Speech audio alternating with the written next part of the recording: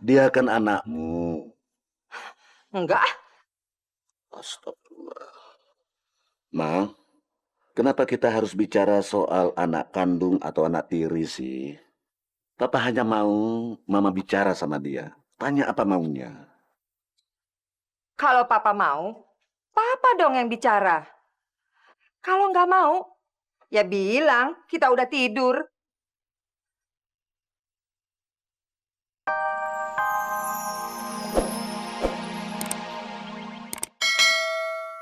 Macam rencana jahat. Tapi Tuhan ada di mana-mana, Gus. Dan kita tidak bisa melawan kehendaknya. Jadi daripada kita terus-terusan ngelawan, lebih baik kita bersujud di hadapannya. Dan menerima semua rencananya. Siapa nama kamu? Joni, Nama ibu kamu? Laras. Bapak juga mau tahu nama bapak saya? Kalau bapak tahu, pasti bapak...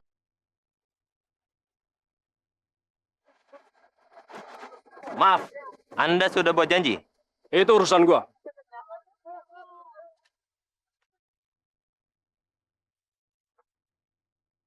Kamu mau mampir dulu? Eh, nggak usah, nggak sekarang ya. Kamu kenapa sih? Sejak kejadian tadi, kamu diem aja. Nggak apa-apa. Cuma agak pusing aja sedikit. Saya pijitin ya. Nggak usah, nggak usah. Terima kasih ya. Sampai besok.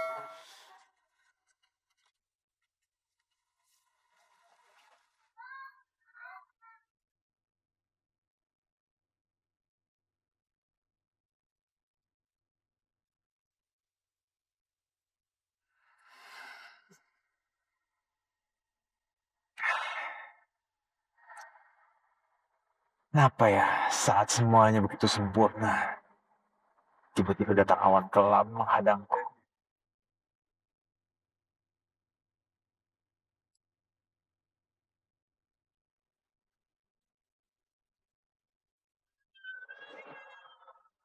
Aku punya seorang anak yang kini ia sudah besar dan menjadi penjahat seperti aku. Apa ya yang harus aku lakukan sekarang? Kenapa wanita sialan itu tidak berterus terang padaku? Aku harus membunuhnya.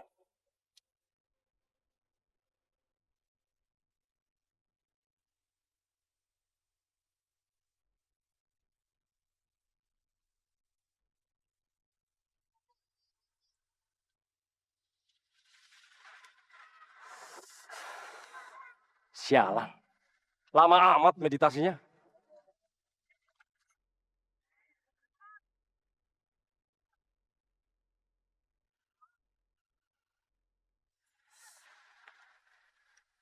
Hai, Hai, lama nggak ketemu. Jelita. Kau semakin muda dan cantik. Terima kasih. Itu sebabnya kau sering melakukan yoga. Supaya kau muda dan cantik. Bukan itu, sayang. Aku melakukan yoga ini untuk menjaga ketenangan mentalku. Terutama di saat aku harus membunuh seseorang.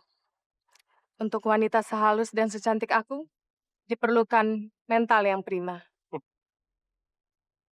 Oke. Bagaimana dengan foto ini? Oh, tampan sekali. Kamu harus membunuhnya. Aku akan membunuh dia dengan halus, dengan cinta dan perhatian.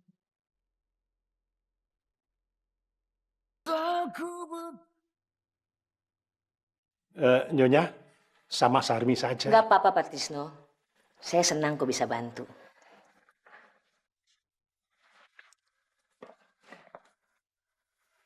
Sarmi, kamu lihat tidak? Ini benar-benar suatu keajaiban. Iya, bener. Perempuan itu seumur hidup itu nggak pernah megang piring kecil sekalipun. Tapi malah sekarang itu mau bantu kita di dapur ya, Tris ya? Ya, mudah-mudahan saja. Tidak pura-pura. Mida, kali ini sup kesukaan kalian. Sonya, ini kan bukan pekerjaanmu, nak. Kan ada Trisno, ada Sarmi. Saya atau mereka yang mengerjakannya tidak ada bedanya, Papa. Iya. Tapi kamu kan biasanya nggak suka sama urusan dapur. Saya tahu, Papa. Saya memang salah. Tapi hari ini saya sadar betapa berartinya keluarga ini dan rumah ini untuk saya. Saya ingin bisa akur satu sama lainnya. Saya bahagia, Papa. Pepatah bilang, harimau selalu menjilat mangsanya sebelum mengoyak-oyak dagingnya. Aku harus berhati-hati. Kamu perlu sesuatu, Fikar? Oh, enggak. Terima kasih. Ayo duduk, kita makan bersama, ya.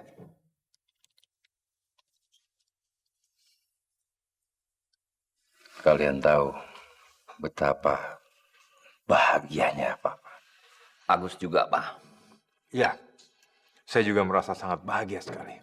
Aku sama Alini juga seneng. Akhirnya kita bisa ngumpul lagi. Ya. Alhamdulillah. Semua dalam lindungan Allah. Akhirnya kita menjadi keluarga yang utuh lagi. Terima kasih ya Allah. Sudah menganugerahkan kebahagiaan seperti ini. Ayo anak-anak, sudah selesai makan kan?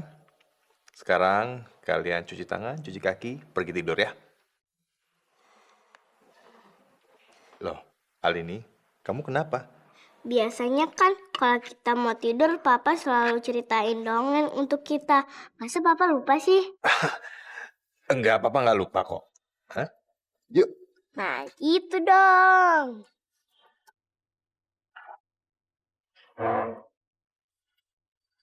Masya Allah. Sudah lama aku tidak melihat kebahagiaan dalam rumah tanggaku ya Allah. Syukur Alhamdulillah. Pada suatu hari, seekor ulat bulu makan dengan sangat rakusnya. Nah, setelah dia kenyang, ia sangat mengantuk. Tapi pas ia mengantuk, ia lalu ketakutan. Tahu nggak kenapa dia ketakutan? Karena dia takut kekenyangan. Kalau kekenyangan, dia berpikir bahwa dia bisa mati. Karena pada saat itu, serat-serat kecil mulai tumbuh dan melibat bulunya. Terus kata si ulat bulu, aku takut. Nah, serat tipis semakin memenuhi tubuhnya. Lalu si ulat terkurung dan ia menduga ia akan mati. Terus, Pak? Lalu setelah beberapa hari, serat yang membelit tubuh si ulat mulai merenggang. Lalu si ulat bulu bernafas lagi. Lalu dia berpikir, ternyata aku tidak mati, katanya. Si ulat bulu berusaha untuk keluar. Nah, saat ia berhasil keluar dari ikatan benang itu, ia kaget. Ia kaget melihat tubuh dan sayapnya sudah tumbuh dengan indah. Kalian tahu nggak si ulat bulu itu jadi apa sekarang? Kapa! Nah, karena sudah malam, sekarang Papa sudahi dulu ya ceritanya. Entar dulu, Pak. Kupu-kupunya belum diceritain. Papa lanjutin besok ya. Selamat malam semuanya. Malam, Pak.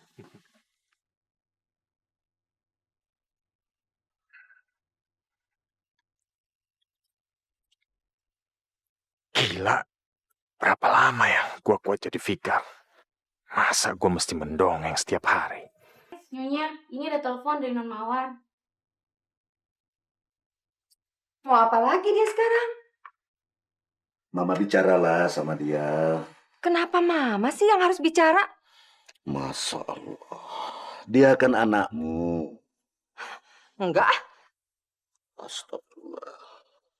Ma, kenapa kita harus bicara soal anak kandung atau anak tiri sih?